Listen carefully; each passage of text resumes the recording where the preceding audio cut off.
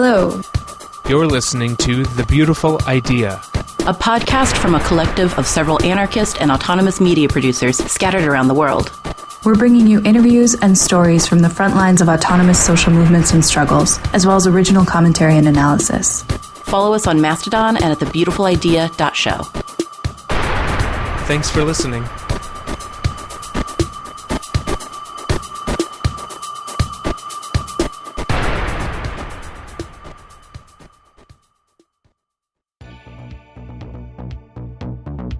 On today's episode, first we speak with Autumn, an organizer from NorCal Resist in the Sacramento area of California, about the impending threat of mass deportations under Trump, and then we speak with Tom about the consolidation of executive power in the new administration, especially as Central Project 2025 figure Russell Vought has been placed in a key role in the incoming government. We then sit down with Neil, a rank-and-file member of the Black Rose Anarchist Federation, about mutual aid organizing in the wake of devastating fires in the Los Angeles area. But first, the news. Welcome to Behind the Barricades on The Beautiful Idea, a roundup of action news and upcoming events across so-called North America. In Smyrna, Georgia, a small but dedicated group of protesters rallied outside the headquarters of Bratsfield & Gorey, the general contractor responsible for building Cop City, demanding that they drop the contract. The Seattle Solidarity Network continues to hold demonstrations outside of a local restaurant in protest of wage theft and to demand back wages. The Montreal Autonomous Tenants Union reported on a recent action outside of a landlord's home, reporting, on Friday, December 6th, the Montreal Autonomous Tenants Union, otherwise known as SLAM, came together in the north of Montreal to pay a collective visit to a landlord's extravagant waterfront property. We gathered in support of a fellow tenant who became unhoused after the city condemned her apartment. The wealth of landlords is built with the wages we are forced to give up to remain housed. This wealth was on full display as SLAM members set up our banners in front of the landlord's home and took to singing and chanting. Picket lines like these are a demonstration of power, tidings to the landlord's neighborhood, and a message that this tenant isn't in this fight alone anymore. Power needs to change hands. Protests at our landlords' homes, especially if they become common and second nature, go a long way in cementing the beginning of a shift in power. In Tacoma, Washington, members of the Industrial Workers of the World, the IWW, joined La Resistencia as part of a car brigade action at the Northwest Detention Center, in support of the Abolish Prison Slavery Week of Solidarity called on by Jailhouse Lawyers Speak. Hunger strike actions remain ongoing inside the facility. In Montreal, the Anti-Eviction Brigade carried out a leaflet display in front of a real estate speculator's office, who is famous for his eviction practices. He has made a specialty of targeting homes inhabited by vulnerable people, pushing them to leave through harassment and threats, then renovating and drastically increasing prices. Quote, the homelessness, the broken lives, the suicides. All of these slices of life that are just stories for some. For us, communists, anarchists, inhabitants of the working class neighborhoods, we experience the suffering of our class, brothers and sisters in our flesh. Anyone capable of the minimum of empathy should do the same. Owners, even the worst of you, are covered by the political system that absolves itself of all responsibility. You are protected by the bourgeois justice of the TAL, and the cops are your armed wing. We will not beg anymore. We will do everything possible to prevent you from harming ours. At 4750 Ontario or elsewhere. War on Landlords. Also in Montreal, the IWW mobilized to support postal workers on strike. Local Wobblies reported, IWW members gathered to help our striking comrades from the Canadian Union of Postal Workers to blockade a sorting plant. The line of stalled trucks was impressive. Inter-union solidarity is one of the best weapons of the workers' movement. Pro-choice activists in Florida are dealing with repression after facing charges for writing graffiti on an anti-choice center. As the Civil Liberties Defense Center, CLDC, wrote, Florida politicians, federal prosecutors, and anti-choice religious extremists sought to use the FACE Act for the first time against pro-choice activists for very minor criminal mischief, graffiti. The FACE Act, Freedom of Access to Clinic Entrances, was enacted in 1994 to protect doctors and patients from the upwelling of murder, fire bombings, and violent assaults perpetrated by the violent anti-choice religious extremist movement during the 80s and 90s. The 4 reproductive rights activists in the Florida case were federally prosecuted for spray painting the outside of 3 quote-unquote crisis pregnancy centers, fake clinics in Florida in June 2022, following the Dobbs decision and the overturning of Roe v. Wade. The Florida Attorney General and one of the fake clinics also filed separate federal civil lawsuits against the 4, alleging civil RICO and FACE Act violations. Fortunately, we were able to get those 2 civil lawsuits dismissed. Amber Smith Stewart and Annarella Rivera were both sentenced to 30 days in federal custody and 60 days of house arrest. Caleb Freestone was sentenced to a year and a day in prison, and Gabriela Oropesa was just convicted after going to trial and will be sentenced in March 2025. The 4 remain steadfast to their political ideologies, non-cooperation, and solidarity with each other and their communities, despite the fact that their extreme prosecutions were unexpected in severity. Follow South Florida Anarchist Black Cross and Fort Lauderdale Food Not Bombs for more updates and ways to support prisoners. In New York, on December 12th, NYU students and professors were arrested after they bound themselves together and blocked the school's library in Lower Manhattan during a pro-Palestine protest, demanding divestment from Israel. In New Jersey, on December 14th, protesters marched on City Hall following revelations that the logistics giant Maersk has been shipping thousands of tons of military cargo to the Israeli regime from the Port of Elizabeth, New Jersey. Pro-Palestinian protesters wrote, "The people will forever stand against war profiteering. We have the power to take action and enforce a people's arms embargo against warmongers and weapons companies. Join us in the streets of Jersey City to send a clear message to Maersk that the mask is off. They have been exposed and we will not stand for it." In Emeryville, California, in the Bay Area of California, a communique claimed responsibility for vandalizing an office belonging to Maersk over its role in helping to carry out the ongoing genocide in Palestine. An anonymous report posted to Indy Bay stated, "The night of December 8th, we attacked Maersk's Emeryville office because they are merchants of death.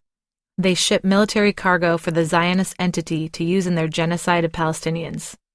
This includes parts for the F-35 jets bombing Gaza right now.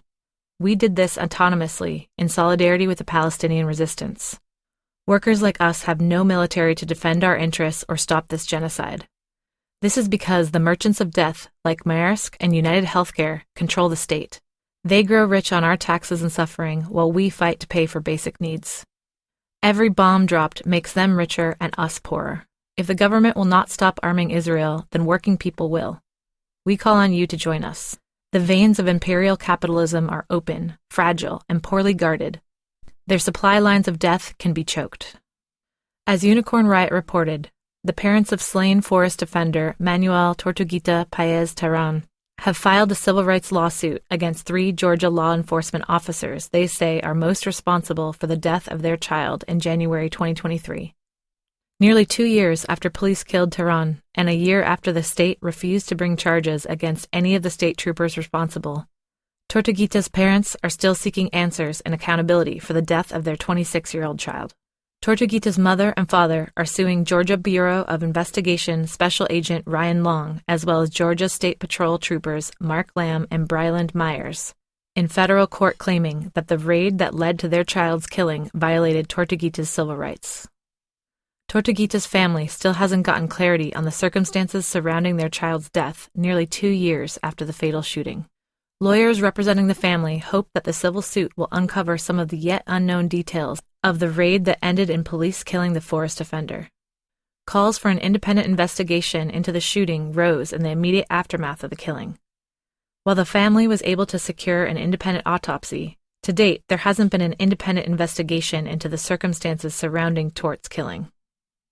In Pittsburgh, protesters gathered in front of Mayor Ed Gainey's home, demonstrating against an increased crackdown on homeless encampments. Over the course of about an hour, protesters chanted, "No housing, no peace," and banged on drums and noisemakers in the street in front of the home. They bore signs that read, "Sweeps solve nothing," while denouncing Gainey's war on the poor.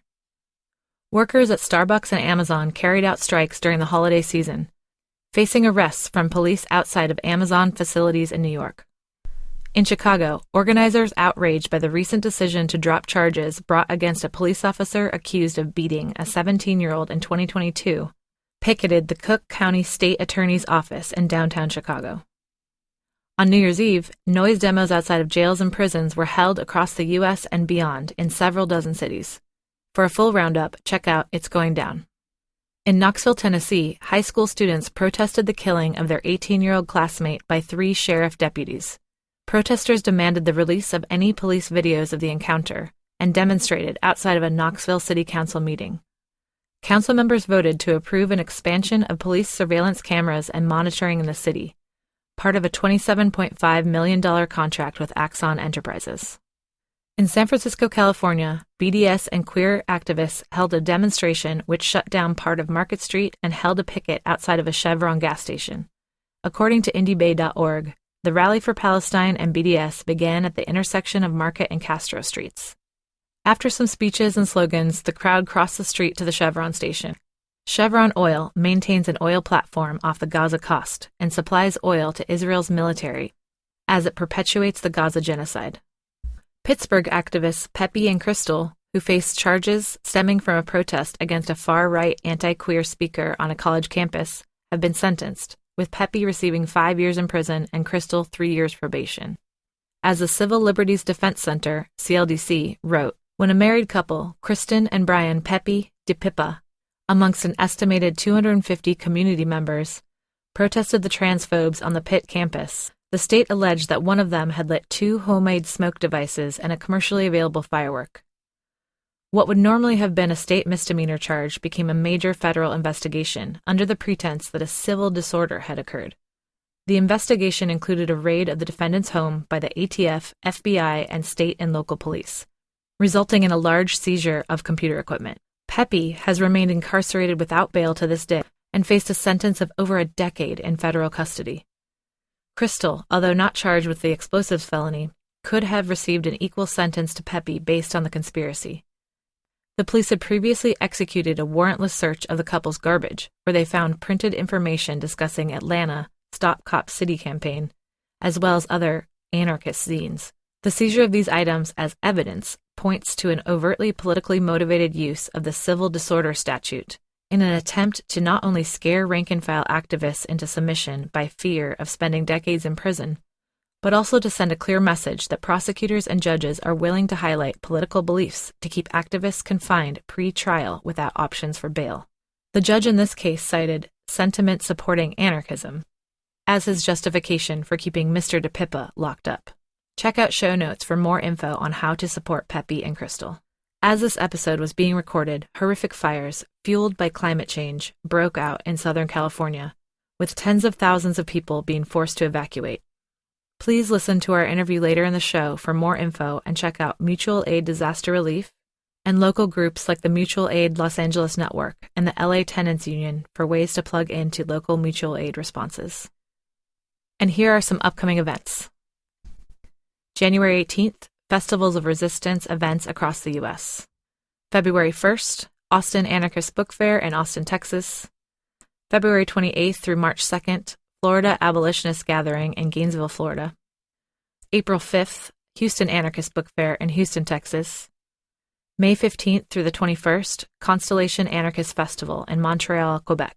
And June 7th, Inland Empire Anarchist Book Fair in San Bernardino, California. And that's it for now for Behind the Barricades. Enjoy the rest of the episode.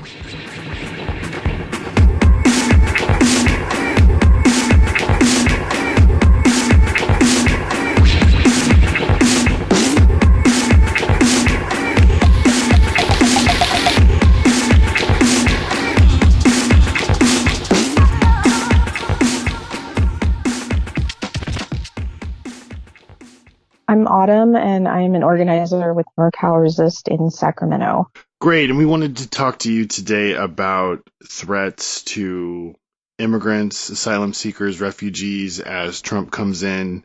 It's been a few weeks now. There's been a lot of podcasts, lots of articles written about the threat that Trump poses. As we were talking about before we started recording, it's sort of been a mix of people talking about the very real threat that this poses for people, not only in terms of a continuation of U.S. border and immigration policy, but just in what Trump has said he wants to do. But also there's been a lot of folks that have been talking about just structurally a lot of this stuff just does not make sense, and there's been different things said by Trump and Vance and other people in the administration at different times. So just to start off, like, what are you thinking now that we're a few weeks out from this thing? Is there more of a clear picture, and like, what do you think things are going to happen? And obviously you're in California, and it seems like things are really going to start maybe in Texas and other places where there's Republicans that are willing to play ball. But what do you see happening now that we have maybe more of a picture of what the tea leaves look like, so to speak? Well, I think the first thing that we're going to see that's sort of the low-hanging fruit is that the border is basically shut down. And that's kind of our expectation. Like we rent shelter space, like we rent apartments where we house asylum seekers when they cross the border. And at this point, we've sort of made the determination that they're not going to let anyone cross the border, which is hugely problematic when you have refugees, asylum seekers who are in serious life-altering situations, dangers, who do need to cross the border to access their right to apply for asylum. But we think that's going to be the first thing that they do, is just not let anyone cross. But secondly, totally right. I think you're going to see most of the big enforcement action happening in southern states and states where governors are willing to provide the resources that are needed to do these big enforcement actions. So I think you'll see sheriffs and maybe even National Guards assisting in these big enforcement activities in a way that just really can't happen in California. Not that we don't have sheriffs here who would love to get in on it, but we have some legal protections in California that don't allow it. So for folks who are already in the system, like, for example, people who are already in immigration detention, which is at any given moment under any administration, thousands of people, are definitely concerned that those people will be targets for immediate deportations. And then folks who are in the system already, so for example, wearing the ankle monitors or carrying the ISAP phones, the tracking phones that they've kind of moved to like phones and like arm wristbands. Those people are just so easy for them to target because they're expecting to be called in anyways, right? Those folks have regular check-ins with ICE, with immigration. And our concern is that people are going to go in for those regular check-ins and not come out. Just basically be taken into custody and moved to deportation. So we think that those are like the immediate things that they can pretty easily start doing day one, because it doesn't require this mass amounts of new staff. They're always going to have problems hiring. I'm sure they've got hundreds and thousands of openings, vacancies right now. Like, who wants to work for ICE? Hopefully nobody. So I think some of the bigger plans that we've heard from like the real super hardliners, the fascist types on their side are harder to immediately begin, but that doesn't mean that those things aren't coming down the road. They're looking right now to try to find somewhere in Northern California to build a new facility to house folks, to get them into this deportation pipeline. But luckily, jurisdictions in Northern California don't want to have it there. That doesn't mean that they won't eventually find some space like federal land or whatever to build those things. But that kind of stuff is going to take longer to get into place. So I think that we'll see the impacts of this larger ramping up kind of down the road. So you think it'll be essentially just more of the same, utilizing the infrastructure that they have and the people that are sort of already on their lists or in the system, as opposed to massive workplace raids, door-to-door type stuff is sort of the imagery. Yeah, I mean, I think for the most part, it is hard to move away from business as usual. The federal government is just such a massive entity, and it's a bureaucracy. Like, hitting to do something entirely different really, really quickly is just going to be logistically very difficult. But I do think that it's a priority for them just as a propaganda fear type thing, to do some big events in sanctuary jurisdictions, in places that have been in the past like safe places like churches and schools. Historically, ICE does not go into those locations, but I think you're going to see them just in order to like rattle everybody basically, and to kind of throw down the gauntlet and make the threat. I think you are going to see them go into places where in the past they haven't, just to show us that they mean business and this is how it's going to be, and to keep people scared. And then I do also think that because they have this like ongoing grudge with sanctuary cities and jurisdictions and states and Gavin Newsom, I think you're going to see them try to do a couple big showy things early on in those jurisdictions to make a point about power and who's in control.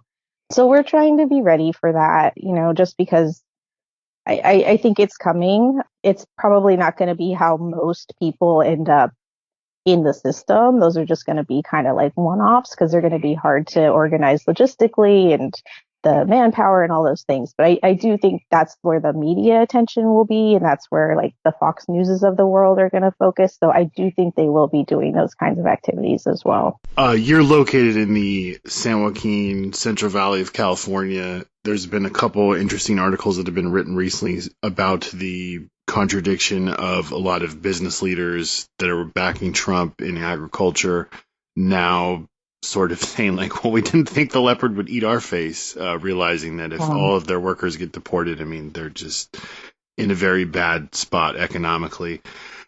How do you think that will play into things, both in the Central Valley and beyond, this contradiction that these people want sort of draconian racist policies in place because they want to scare people and stop organizing and people advocating for better conditions and better wages, but they also want people to stay where they're at and they want workers there that they can exploit. Yeah, I mean, it's such a frustration to see these industries that rely on migrant workers and immigrant workers again and again, selling them out each time, and it never changes, and they don't seem to learn their lessons. And I think that what we're seeing in agriculture right now is this really strong push to move towards as much automation as possible to try to have less reliance on these workers, because it seems like the real interest is in having as few workers as possible who can be as exploited as possible, because they're not even asylum seekers or,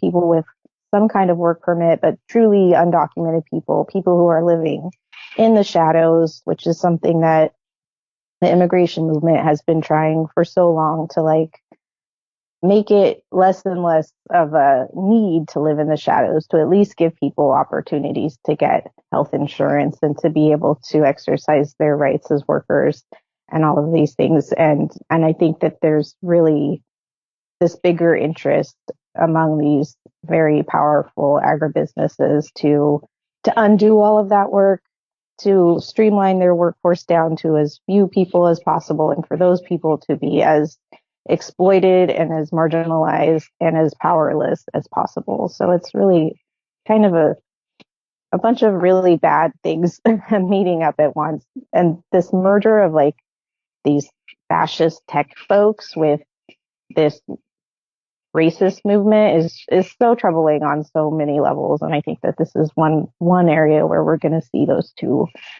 two interests kind of working together to exploit very vulnerable workers in a really important industry, which is our agriculture industry. So you're saying that these attacks in many ways may push things like automation, even though that like a lot of them are sort of saying like, oh, we don't want all our workers to be deported because then, all this stuff would economically collapse. You think that will actually push the tendency towards more automation in agriculture?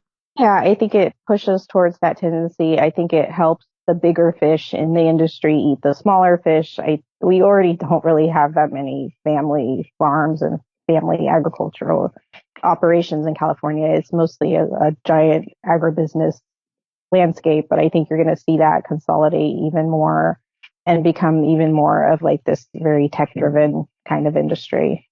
Well, I guess the other side of the coin is, what will this mean in terms of resistance on the ground? In 2006, we saw massive wildcat strikes and walkouts against draconian anti-immigrant legislation. Unicorn Riot just has an article up that was published recently about calls for people to engage in like strike action if some of these things that Trump is talking about comes to fruition. What do you see? Do you see a lot of folks talking about the need to organize and push back? I think that people are in a wait and see position right now, which is kind of interesting. But I think there's a lot of exhaustion and just not knowing like what's going to happen. People were not happy with the Biden administration. They didn't really feel like they got anything. They haven't got anything from the Democrats in forever. So I think there's a little bit of, well, yeah, this guy's bad, but like, how bad is it really going to be? And is it going to impact me?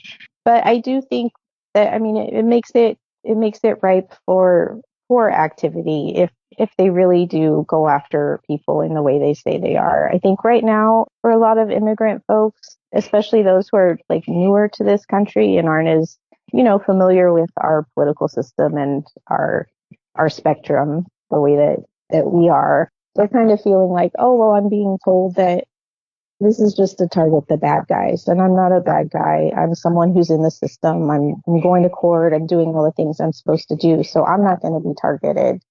Whereas I think that those of us who are kind of more, understanding of where the Trump movement and the MAGA movement, like we understand it's just a racist movement and that they will be targeted. And I think once people start seeing that targeting happening, attitudes will shift. And if you don't have anything to lose, like you're going to be deported anyways, these people are telling you they're going to kick you out of the country, then I think people will be willing to stand up and to strike and to do what they need to do to protect themselves and their families.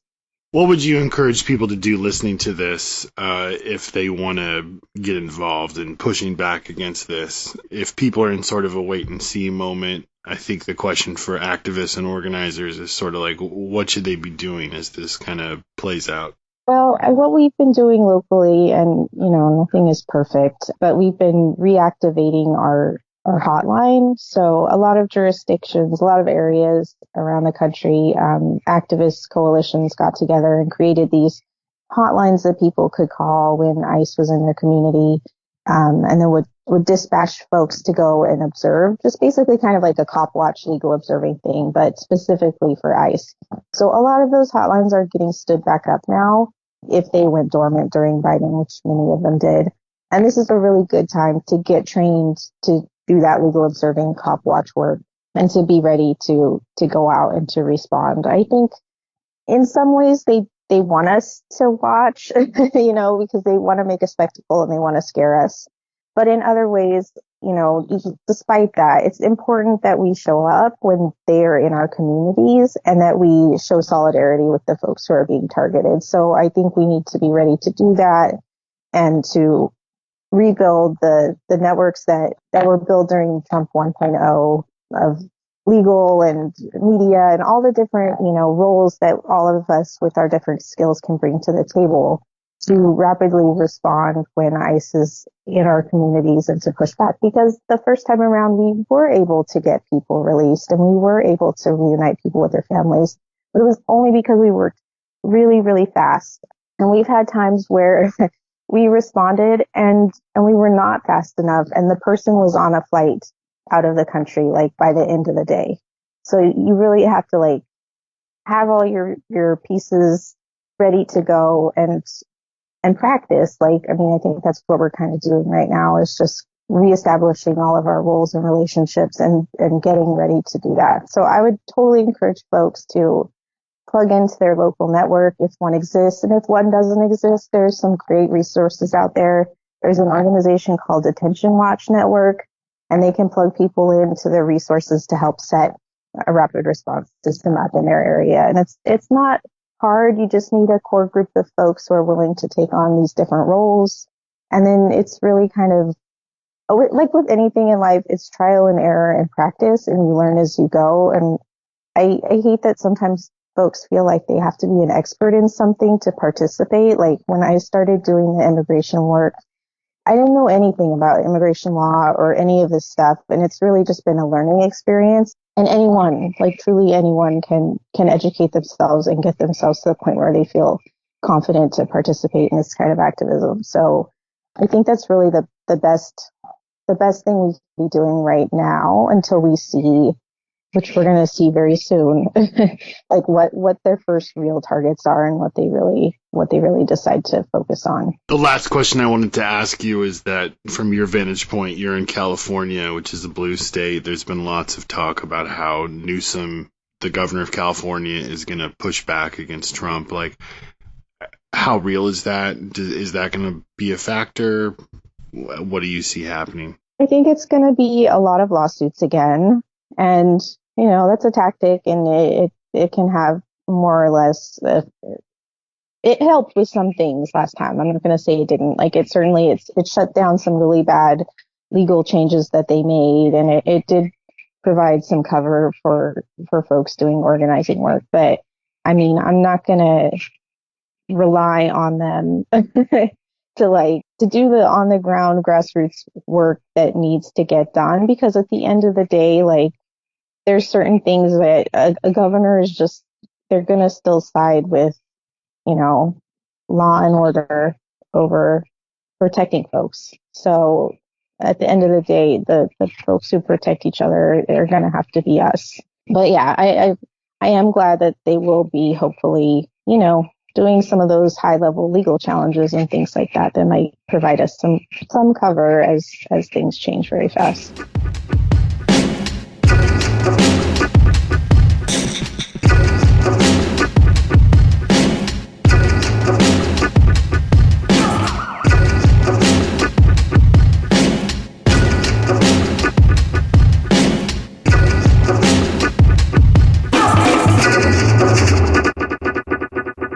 Okay, we're here talking about the incoming Trump administration. We just talked to Autumn with NorCal Resist about immigration issues. We're now going to turn and talk a little bit about sort of the broader picture with the incoming administration. So before we started recording, you were making the point that everything that Trump is doing, although it's being contested, there are some roadblocks. There does seem to be a push towards really autocratic power and getting the government to basically be a rubber stamp for what Trump wants, but also like money stuff. So lay that out for us quickly, like make that case. Yeah. So, you know, when this administration got elected, we were talking a lot about, over on This Is America, we were talking a lot about how, you know, the initial couple of weeks, it looked like what they were going to do was they were going to put a bunch of like, quote unquote, normal people in positions, right? Like people that would realistically occupy another administration, even if they're somewhat extreme, right? But people that wouldn't be sort of like outside of the realm of rationality, right? And then that's what they didn't do, right? They started appointing Pete Hegseth and Matt Gaetz and RFK Jr. and Tulsi Gabbard and people like this who, you know, are being appointed largely for these kind of transactional reasons, right? Like they have these kind of micro constituencies that in aggregate are enough to kind of push Trump over the line. And so, you know, he's really leaning into this, like trying to dominate like the wellness community and conspiracy theorists, and like all this stuff. And for a while, it looked like what was happening was relatively incoherent. But what's been going on behind that more quietly is actually starting to round up into something that looks like a relatively coherent plan forward, right? And it kind of coalesces around kind of three different primary moves, right? Which are all centered around largely budgetary or appointment, like budgetary powers or appointments in the executive branch. So historically, in the Constitution, the way that powers are separated is that Congress decides what money is spent on, and the executive branch is responsible for carrying that out. Like when they pass a budget bill, it is a law, and you're required to follow the law, right? Now, a couple of things have happened in the past, number of years, which have really eroded this to a degree, right? The first is that there was a ruling in the Supreme Court last year around what was called the Chevron deference, right? So the Chevron deference was a guideline in U.S. Bureaucracy, which was backed up by the courts, which said that when there was an ambiguity about the application of a law, that the interpretation gets sort of deferred down to the agency that's responsible for that. So like the ATF is always in court about stuff like this. Like they pass a gun law and the ATF goes, okay, well, that means that, if you've lost 4 teeth in the last 5 years and you can't own a handgun, right? Like something like that. And then the NRA goes, well, that's not right. That's ridiculous. And then they sue the ATF in court, right? All of that was based on the idea that the ATF was functionally allowed to decide the implementation of policy, right? And that applied to every agency. That was meant very specifically to devolve power out of the central part of the executive branch into the agencies, right? And to create a political decentralization. When the Chevron deference got overturned last year, what that meant now is that an executive branch administration is able to just sort of decide how certain things are going to be implemented, right? In ways that they weren't able to before. And it gives them this extreme amount of power over implementation. So that's one thing that sort of got taken away, was this sort of deference down to the agencies. The second thing that got taken away last year was the idea that presidents could commit crimes, essentially.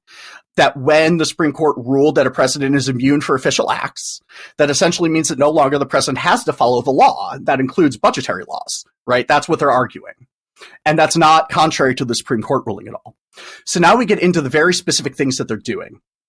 And the first move that they're trying to make is around something called impoundments, right? So Russell Vought is one of the primary authors of Project 2025.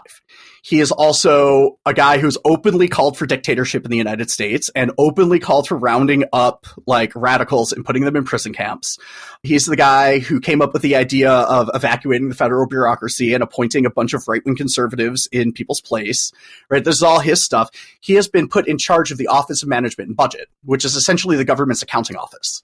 They get to decide what money goes where, essentially. So generally that would mean nothing. Right? He would have to follow the law. But what they're trying to do is they're trying to get rid of restrictions on what is called executive impoundment. So impoundments are what happens when the executive branch decides that, Congress passed this, but they don't really like it that much. So they're just not going to fund it. Right? So they're essentially making law by withdrawing money or giving money to certain things. Trump tried to do this the last time with Ukraine, and he got impeached for it, right? And case law for the entirety of American history has moved against this idea that the president can just impound money. Richard Nixon tried to do this, and there is literally a law that was written in the 1970s which very directly declares that the president can't do this, right? But they're trying to overcome that. And they're trying to overcome that by saying that in the Constitution, it says that there's an Article 2. It says that the president's job is to faithfully execute the laws of the United States. And what they're arguing is that faithful execution can also include non-execution. It's a ridiculous argument, but that also doesn't matter considering that the right wing controls the Supreme Court. And so one of the things that they're going to try and do very, very, very early, and they're already talking about this, is they're going to try and unilaterally decide that money that was appropriated by Congress in this past congressional session can't get spent for a certain thing, that they're just going to stop it from happening. And that's going to cause a court fight. And if the administration wins that court battle, the entire idea that Congress controls the spending of the federal government disappears completely. It's just gone, right? The second thing that he wants to do is he's been pushing for recess appointments, right? So recess appointments are what happens when Congress is out of session, and historically there's some emergency situation that requires the administration to appoint someone to be like the Secretary of Defense. And that's only supposed to last until Congress comes back into session. Now, nothing actually says that anywhere. Recess appointments are a sort of congressional norm that has been accepted by Congress. But it doesn't say anywhere that those appointees can't just stay in their positions. And so what Trump is trying to do is he's trying to convince the Republicans in the Senate to essentially let him just appoint everybody during congressional recess, which would functionally undo the power of the Senate to confirm or deny appointees of the executive branch, therefore giving the executive branch dictatorial control over federal personnel, right? The third thing that they're trying to do is they're trying to sort of use a number of congressional processes to sort of overcome the possibility of there being any pushback in Congress. So one of the things that Trump tried to do and what tanked the budget bill, what almost shut the government down last week, was they had negotiated a budget bill. It would have funded the government through March. Trump wanted, at the last minute, decided that he wanted in that bill a suspension of the debt ceiling for 2 years. Right. So what the debt ceiling is a limit. It's an artificial limitation on the amount of money that the government can borrow.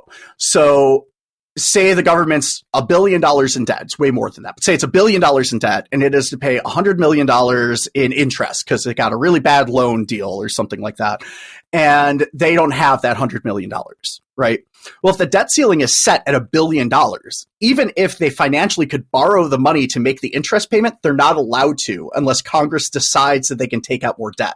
And this is why in the past number of years, the U.S. has almost defaulted on its debt a number of times. It's not because it can't pay. It absolutely can. It's not because it can't borrow. The U.S. government could probably deal with, some economists say, up to 40 times as much debt as it currently has and still be able to service the interest payments, right? The only reason that's ever even been a possibility is because of this artificial limitation called the debt ceiling. Now, Republicans have used this for decades as a way to sort of disrupt Democratic administrations. And now Trump is demanding that it goes away, right? He wants to do that alongside this other process that's getting used in Congress called reconciliation. So what reconciliation means is that in budget bills, so bills that relate to budgetary matters purely, there can be a process in which a majority vote gets taken in the House and a majority vote gets taken in the Senate. And if the bills that are passed in both the House and the Senate are somewhat different, there's this thing called a reconciliation process, where those bills become the same bill. There's one bill, and then both chambers have to vote on it again. Now, the reason that they would do that is because it allows them to bypass the filibuster process in the Senate. And again, this is a Senate rule. This is not written down in law anywhere. This is a Senate rule that budget bills are not subject to filibuster if they go through the reconciliation process. And so he's trying to use this reconciliation process as a way to bypass congressional oversight, right? So when you start to combine all of that with this idea that he wants to use the military domestically, and you start to combine all of that with this discussion of, appointing whoever he wants to whatever job, and you start adding that on to him creating artificial government agencies that don't really exist, like DOGE, and then giving them power, right? All of that is about power consolidation. All of that. Like, there's no other way to read that. And we don't have to interpret this, right? I think this is one of the podcasts I highly recommend everybody listen to is the Know Your Enemy podcast. It's amazing. If the two of y'all that host that show are listening to this, both, I'm very flattered. Secondly, show's awesome. And they really go through a lot of the dynamics of the conservative movement in the 20th century. And one of the dynamics that they talk a lot about is this sort of tendency towards dictatorship that's existed in the right, definitely for the last 100 years, and like the area that they're studying and before that as well, right? And what this tendency has had to do for this entire time is kind of played a dual game where they have to sit there and they have to go, yeah, I mean, we really believe in strong government, but, not like dictatorship. And we really believe in free markets, but we really also want to crush the unions. And there's always this kind of like back and forth between a rigid understanding of social normativity that they want to impose through the state and this kind of lip service they have to pay to the ideas of liberty and autonomy, right? What has happened now is that paradox doesn't exist any longer because the idea of liberty and autonomy isn't relevant in that world anymore, right? They have purely moved into a mindset on the right in which their objective is nakedly, without any sort of dressing it up at all, their objective is to accomplish their social goals. They do not care how it happens. It doesn't have to have the dressing of democracy. It doesn't have to have all of the niceties of public participation. It doesn't have to have any of that. Because once they consolidate power, there's little we can do. That those kinds of consolidations are more or less permanent. One of the other things that we really need to watch for, and this happened during the first administration too, but it's going to happen much more overtly this time, and in a much more focused way. There are certain norms that we have in the US government and sort of US political culture that we rely on heavily, even though they're not ever written down anywhere or official. And one of the major norms like that is this assumed separation between the executive branch and the Department of Justice. Like, there's always been this assumption that there's supposed to be presidential DOJ separation and that the DOJ is supposed to be independent of the executive branch. That is not written down anywhere. That's not a law. That's not even officially written down as a policy or a guidance or anything. That is just a thing people have done. But there's no legal need to continue to do that. And so if you just decide you're not going to, you just don't have to. And so that means that this idea that he's going to use the DOJ to go after people is firmly within his already existing powers. It's just other presidents have respected the norms of the office enough to not do that. When someone comes in that doesn't respect those norms, it doesn't have any attachment to those norms. I think the reality of the US state is that there is very little that stands between us and dictatorship. Most of what stands between us and dictatorship are sort of tacit agreements people had kind of made between themselves and sort of upheld through historical practice, but they're not actual limitations to state power, right? And I've said this before, and I think it bears repeating, but one of the things that we're sort of seeing is we're kind of getting this kind of mask off moment for liberal democracy, right? And this is something that like Carl Schmitt talked about in the 30s, which is the idea that liberal democracy presents itself as a state which limits itself, that it claims absolute state power for the purpose of limiting state power, right? That if you decide to try and fight your way out of liberal democracy and make decisions another way, well, you have to face riot police, right? If there's an uprising, there's still a state of emergency. There's still a military to call out.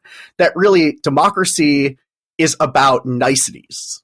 It's about tacit agreements, but it doesn't undo the fundamental element of the state, which is the state is a structure of policing.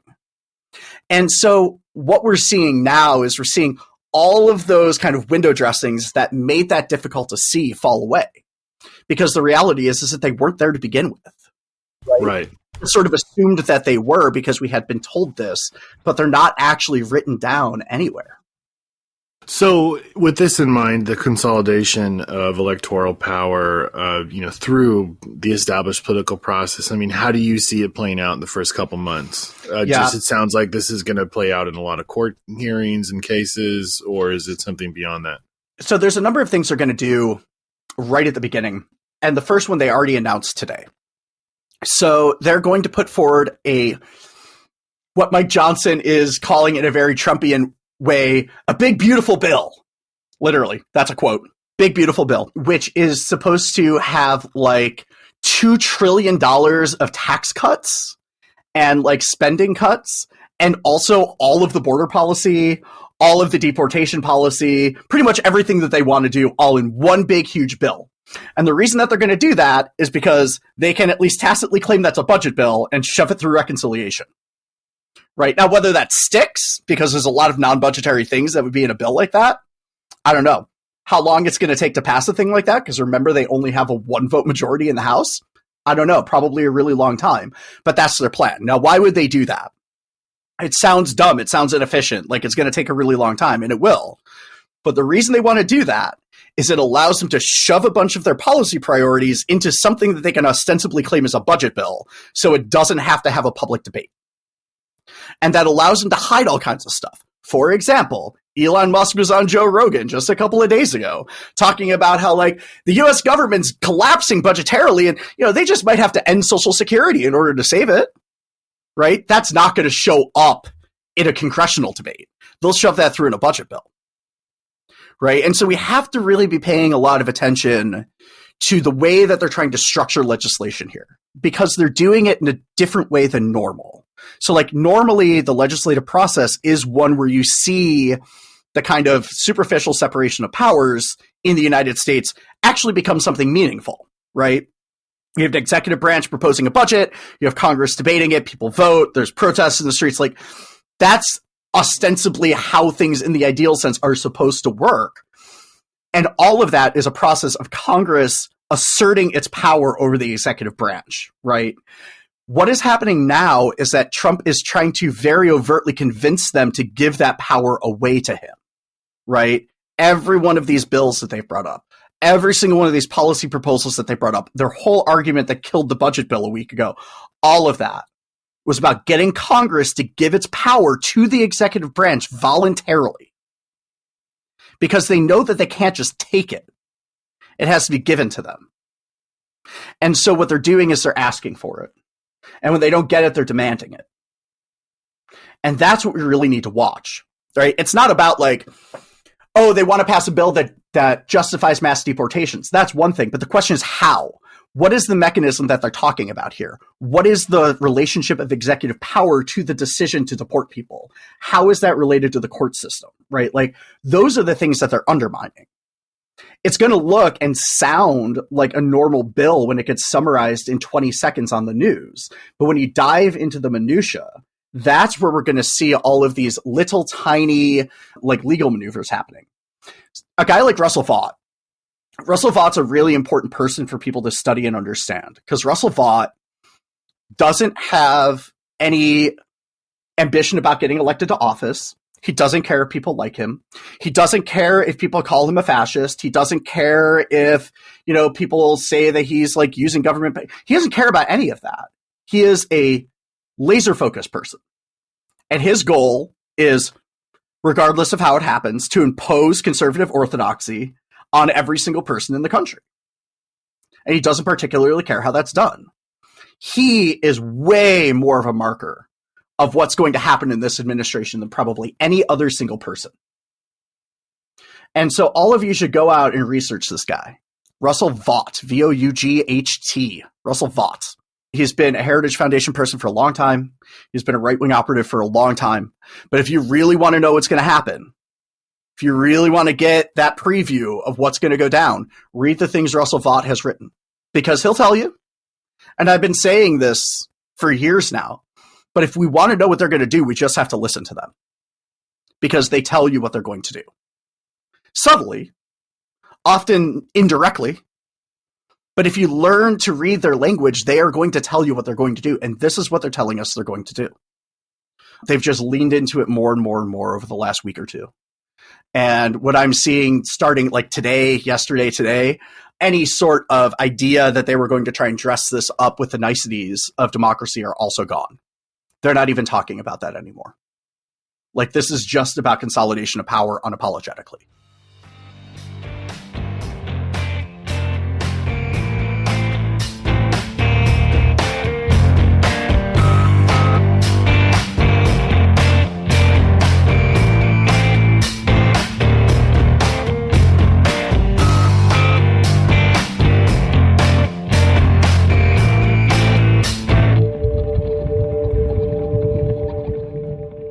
My name is Neil. I am a member of the Black Rose Rosa Negra Anarchist Federation and an organizer doing work. I started the mutual aid group, LA Street Care and Mutual Aid, and have been involved in sort of trying to escalate mutual aid organizing into like an unhoused people's union in the LA area.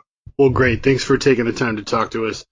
So just kind of give us an overview. I think most people are aware that are listening to this that there's, something very big and bad happening in the Los Angeles area. But tell us a little bit about the size, scope, and the degree of impact and why this is such a big deal right now.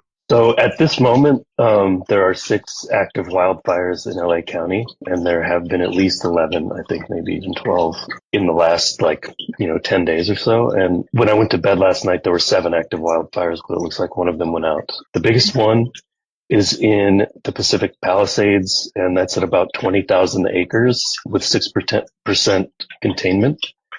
The second largest is called the Eaton Fire, and it is located in Pasadena and the Altadena area of Pasadena.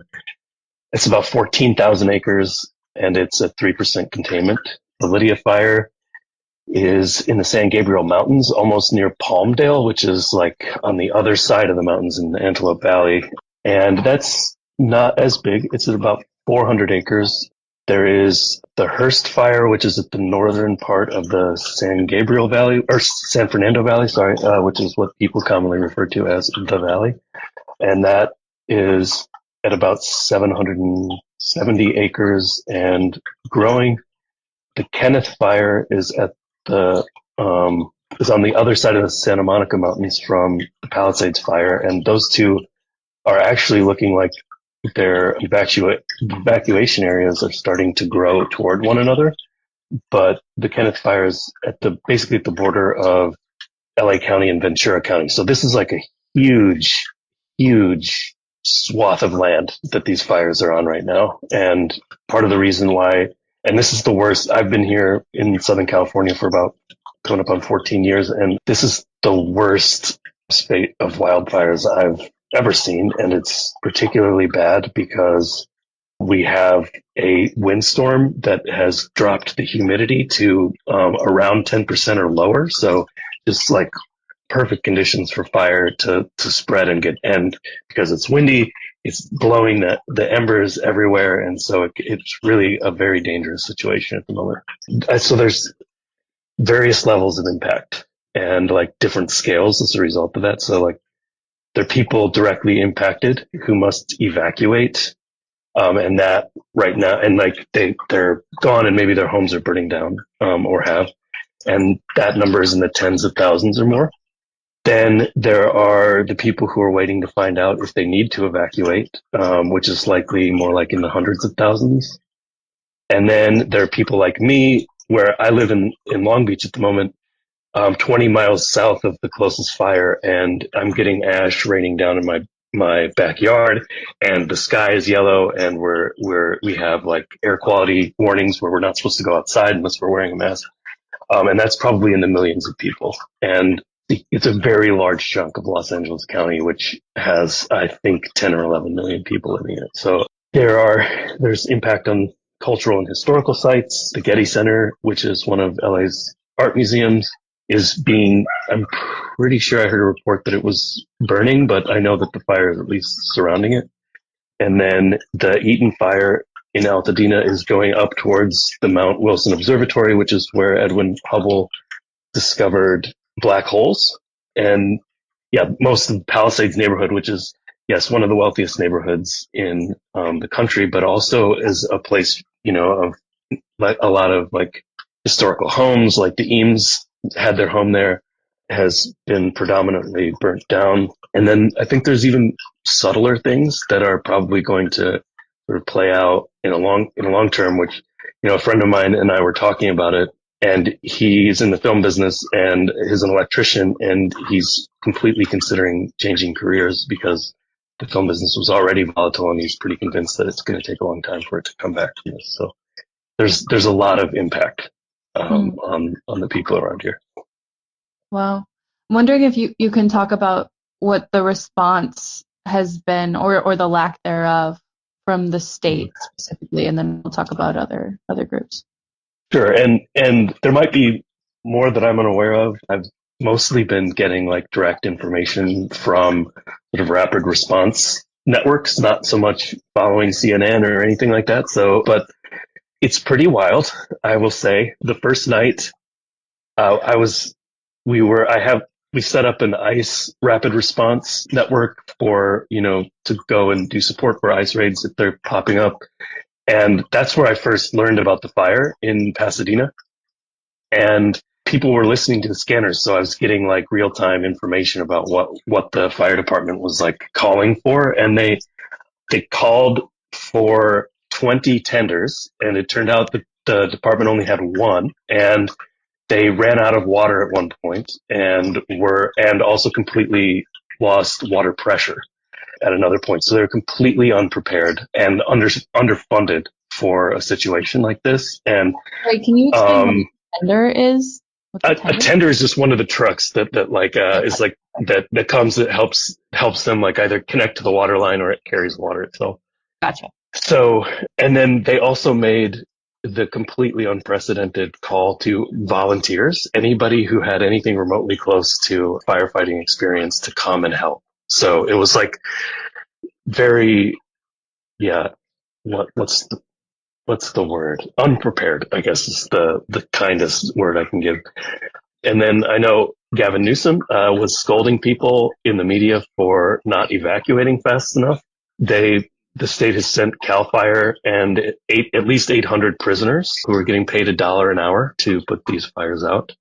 And then I think, like, bigger picture, outside the situation, the state has responded by claiming anyway that they're like doing controlled burns and trying to like manage the situation outside of fire season, which I don't know if that's true or not. And then, most of the big insurance companies are taking these opportunities, not at the moment because they're not legally allowed to right now, but after this fire is over, many of them will probably pull out of California. And so California's created a fire insurance policy for people who can't get it otherwise, or homeowners insurance policy. People pointed out that the LA Fire Department probably would have been better equipped to deal with this if the LAPD wasn't getting $8 billion a year and just taking up so much of our city's budget.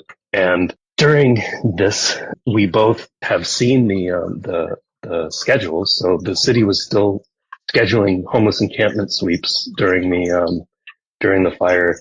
And also, we've been getting a lot of reports that ICE is in Southern California using this as an opportunity to start trying to round people up. Oh, and additionally, Karen Bass said that she was going to call the National Guard on looters. So it seems to me like I would define the state's response as like business as usual. You were talking about the response from the state. How do you see or expect this to like expand the existing crisis that's unfolding in Los Angeles? How is this going to impact, the vast amounts of houseless folks, the housing crisis?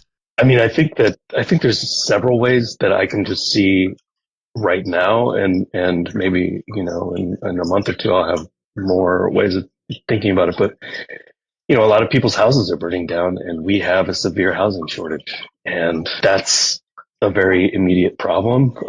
Many of the homes that are being burned are wealthy people's homes, but not all of them. And, Altadena, as I said, is one of the LA area's oldest Black communities. And so resources, both from probably from the state, from insurance companies, and builders and developers, are going to have to go to rebuilding homes, which takes energy away from, potentially takes energy away from other projects. But I think it's going to increase homeowners insurance costs and the cost of building homes and building multifamily or single family homes. So, which is just going to drive rent and mortgages up. So it's going to make housing even more unaffordable, I think, at least in some sort of midterm. But I think, also long term, because I don't think insurance companies, they're going to want to make a profit. So they're going to drive their rates up. And fires themselves are one of the driving factors of homelessness. I have a friend whose house was burned down in Santa Cruz in 2020, and he's still living in a Sprinter van 4 years later because he wasn't able to rebuild. As we know, the state's method of dealing with homelessness is through the carceral system.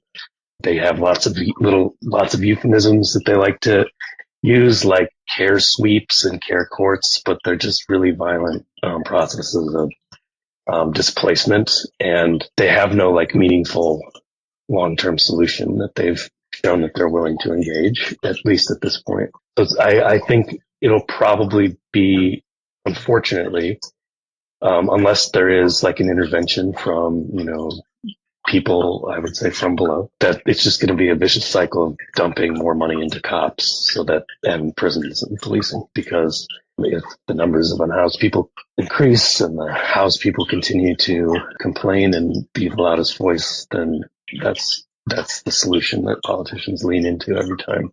And then I think that there are just the short-term and long-term health impacts of living outside while having to inhale smoke, which is obviously not good for your health. Something I wanted to just back up on and double check. Sure. I think you said that so many insurance companies are actually, I just want to clarify if you said this or not. Sure. That insurance companies are dropping out of California, like they're no longer going to insure people who are housed in California, and that the state of California is going to swoop in and create its own insurance policy for homeowners? No, that's exactly right. And they have already done that, so that you can get, I can't remember what it's called, but you can get a homeowner's insurance through the state of California. It's not like it could be described as like relatively bare bones and not any cheaper than like any other insurance companies. But yes, insurance companies have been pulling out of California for the last 10 years or so now and refusing to insure homes. Another thing they do is they will try and price people out by just driving up their rates really high. And I think that relates to the next question, which is around how do you think the state and the incoming Trump administration specifically will interact with this expanding crisis? You know, you're talking about increasing housing, increasing insurance rates, greater sort of separation between rich and poor. But yeah, do you have anything else to add to that? I'm thinking of it really in terms of like an ecological environmental crisis. So, and I've seen the state, especially the United States, their strategy for dealing with this is to steal the land, hoard the resources, and seal the border. And I definitely think Trump is going to continue to lean into that. And he will push the narrative that the people on the streets are illegal immigrants and increase a atmosphere of like the need for further carceral solutions. I definitely see him being willing to lean into that. And I think long term, you know, something that had come up a lot in the last year with the genocide going on in Gaza is that Gaza kind of seems like a trial run from the ruling class or capitalist perspective of like what they can get away with. And Elbit Systems is the company that built the turrets on the wall in Gaza. They're also putting similar things on the U.S. border wall. So I think that and they're doing it like very low key. They are monitoring the Tohono O'odham reservation in Arizona and in Mexico because it crosses the border, and they've justified this by saying that it's a place where illegal immigrants come into the country. So I definitely see, you know, this being used as an opportunity to stoke fear, but then also like further justify sealing the border from anybody coming in. What do you think about Trump's and Newsom's sort of back and forth? I mean, Trump is pushing, as per usual, viral misinformation. It's a good question. And I think and maybe this goes to one of your further questions that you were going to ask, but I definitely think that it presents an opportunity for people who are doing like real deep community organizing to push the wake up call. But, you know, I definitely don't see that coming from Gavin Newsom, certainly, because I think he's pretty invested in, maintaining some semblance of the status quo in California, even if he does wants to push like some environmental like policies or whatever that are good. He's definitely not interested in building power from below in any way. But I do think that I agree that they're gonna put the blame on anyone other than what the real problem is, for sure. I'm wondering if you can talk a little bit about how autonomous mutual aid groups are responding to this, given the lack of support from the state. What are the different initiatives you're seeing people engaging in? So one of the unique features I would say about LA is that we have a very robust sort of coalition network that is becoming formalized or had been becoming like increasingly formalized up to this moment. And so we were able to really mobilize a lot of resources very quickly. And so there have been a combination of autonomous mutual aid groups, and small businesses that are like-minded who have been serving as like distribution points for any kind of resources that people would need, from hot food to like water, blankets, clothes, masks, anything like that. And when it started, maybe they were staying open a few extra hours, but now they seem to be like 24-hour distribution hubs. People have been coming from all around the county, dropping stuff off at the various hubs. Other ways have been like doing evacuations. So a lot of people have been going up into like the areas near San Fernando Valley and Pasadena and helping unhoused folks or people who don't have cars or whatever get out of the area into someplace that's safer. And then I've seen an initiative started that is circulating through a lot of the different like groups and chats that I am connected to meet and to use this as a moment to push that sort of increasing formalization into a formal like organization that like can sort of exist across the city and build increasing power against the state and through like yes mutual aid and rapid response networks, but also all sorts of things, jail and court support, many different types facets. And I think we started it a couple years ago with a campaign against Mayor Bass's Inside Safe program called Inside Starving, and like came up with demands, and we were able to get a meeting with the mayor, which was somewhat rare, I heard, but she just like it basically brushed us off. But I think this can be a catalyzing moment to get back into actually like making serious demands of power and building real community power. I know this is still a developing situation. How do you see these mutual aid responses kind of growing? Because, I mean, it looks like this thing is still playing out. It's going to be devastating. How do you see, I mean, I've seen like posts from like the LA Tenants Union. There's things like Mutual Aid Los Angeles Network. How do you see these things either coordinating or kind of building off of this? Like, I guess, where can this go? Like, what do you see as the horizon of this mutual aid work, especially when it's like in terms of something happening in an area like as large as the Los Angeles area? That's a good question. I think my goal is to push always towards increasing organization and increasing militancy. And as I mentioned, we've been trying to grow into a homeless people's union, and that homeless people's union is, at least parts of it are rooted in like a landless people's movement. So, and are approaching it in that way. So like, I think like what I would like to sort of organize around and push for is like real land reform, like landless movements have pushed for in, South Africa and in Brazil and Namibia and elsewhere. And like where, because unhoused people, they're living in public, but that land is not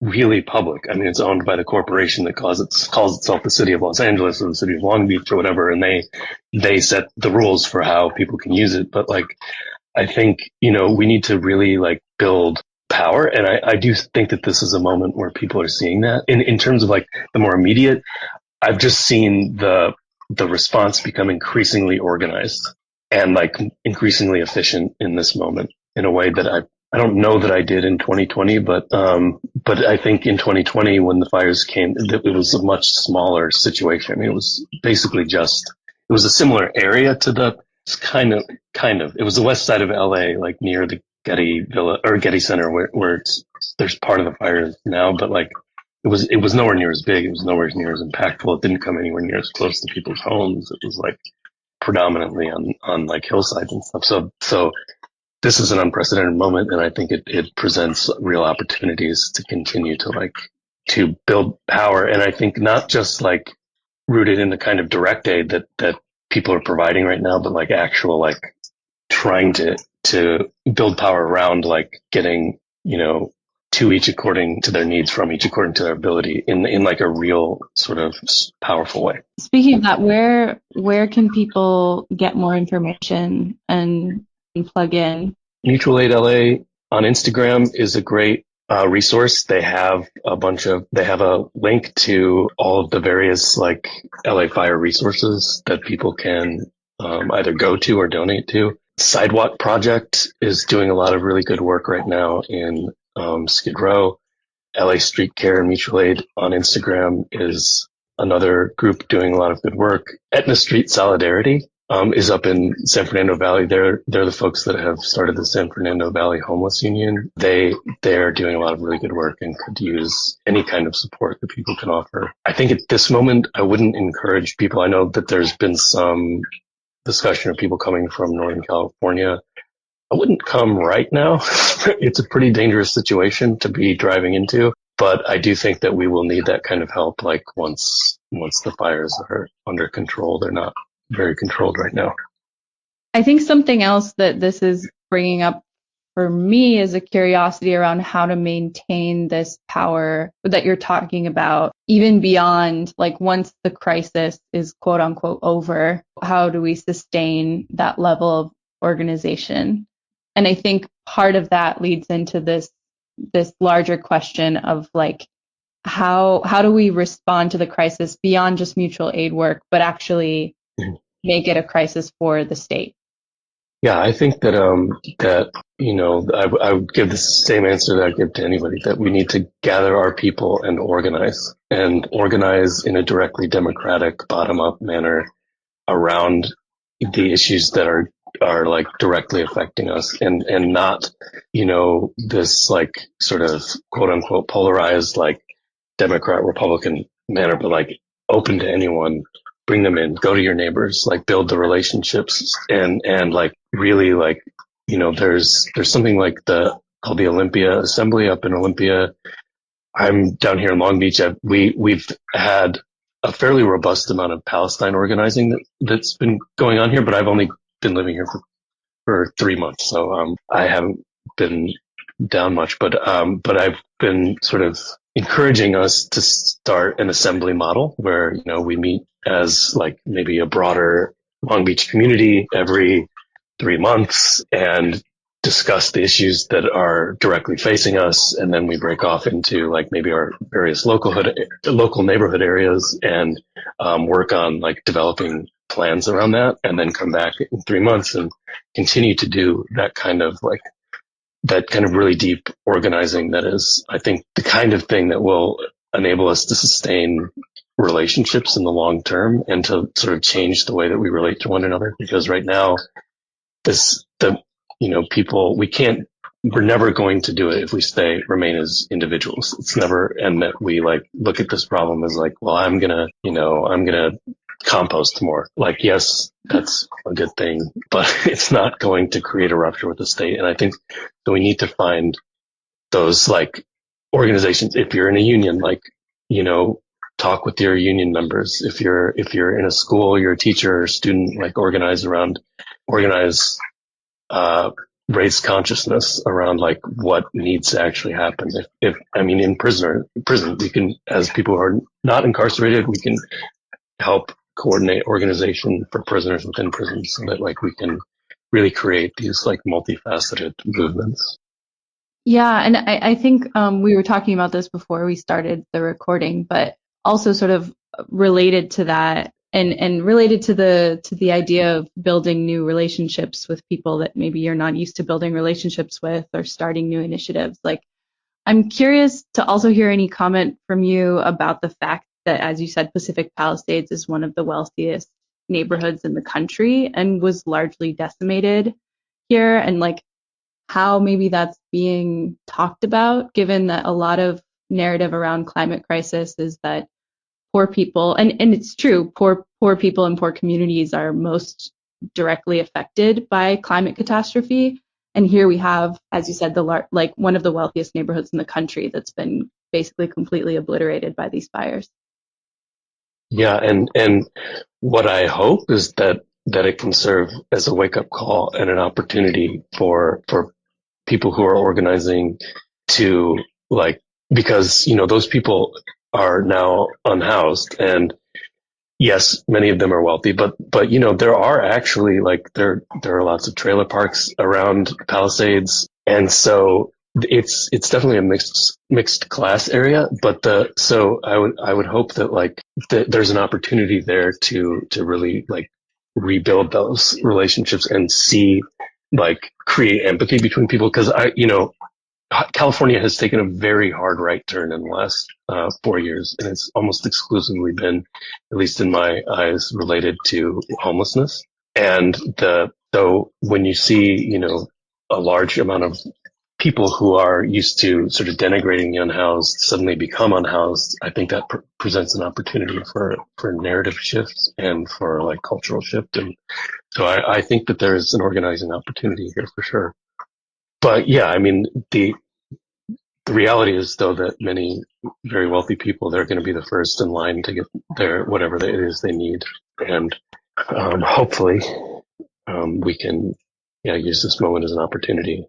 I mean, I think it also begs the question of like what sort of like collective responses could be made of people. I mean, I think the first thing is this idea that, capitalism is just assuming that people are going to keep going to work and paying rent.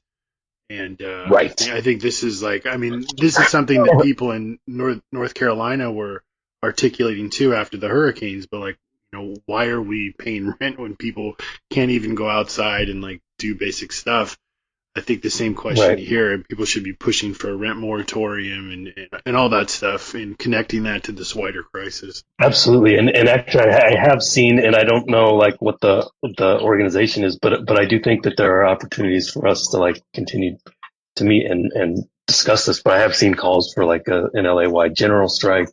And, that was one of my first thoughts, like because I was bringing supplies up to LA the other day, and I was just like, why is anybody going to work right now? And, all of the people that I'm connected to and who are still up in the city were terrified to go out onto the street and drive. And like, and I'm like, how are they acting like there's business as normal or business as usual? We really need to say no. And I think that this is definitely an opportunity. And if we can't use it as an opportunity now, we can use it as an opportunity to get organized. So when it happens again in 2 or 3 years or whatever, at that point, we are ready to stand up and say no.